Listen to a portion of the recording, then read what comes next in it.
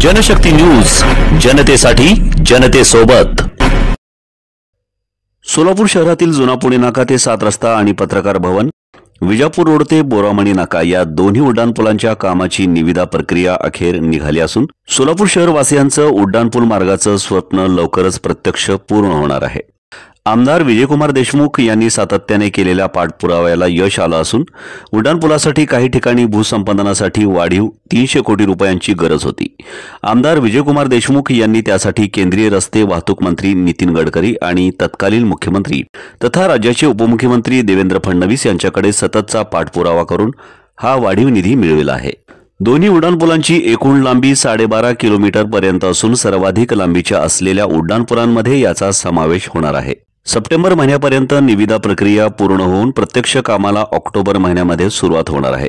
याबाबत केलेल्या पाठपुराव्याला यश आल्यामुळे आमदार विजयकुमार देशमुख यांनी केंद्रीय मंत्री नितीन गडकरी आणि उपमुख्यमंत्री फडणवीस यांचे आभार व्यक्त केले आहे।